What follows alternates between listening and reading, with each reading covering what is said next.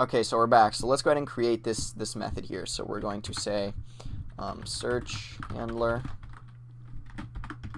and this is going to take an argument, parameter, whatever, and whatever is going to be inputted into our input is going to alter our state. So let's write that. So let's set state. We haven't given this piece of state yet, but actually let's do that right now. Instead of people, we are going to have our keyword for the search. So let's just say term, and let's default that to an empty string. Okay. So whenever this event changes, it's going to change our state. So event.target.value, and here I need to say term. I think that should be correct. Let me get rid of logo here so we don't keep getting that error. That looks about right. Now what we can do is filter based upon what's passed into our input. So let's do that with a higher order function.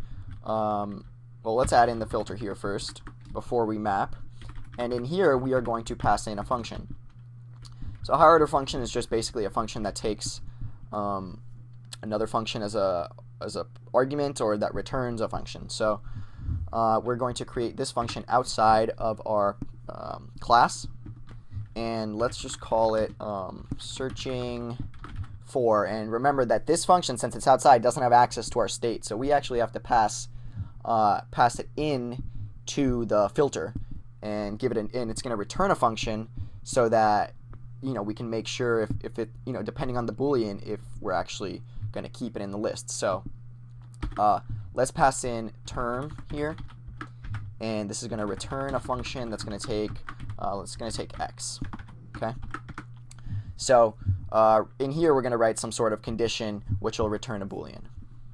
This function in here is going to be used to make sure that when we're filtering, that what we want meets the condition that we're setting in here. So we're going to return based on the first name. Okay, so x dot first, and remember, if you want it to match and not be case sensitive, let's use the toLowercase function to make it lowercase, and then we'll use includes to see if it includes what we're searching. And in here we're going to pass in the term, and let's lowercase that as well.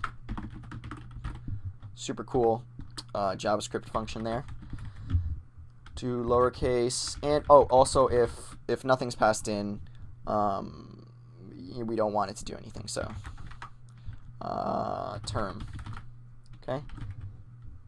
Okay, defined but never used. That's good.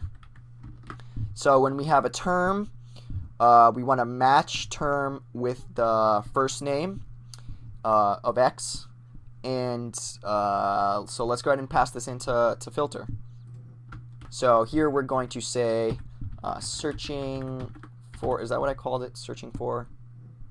Where is it? Searching for. Okay, searching for, and this takes an argument, and it's going to take our state. So it's going to be this dot state dot term, and then it'll map through that.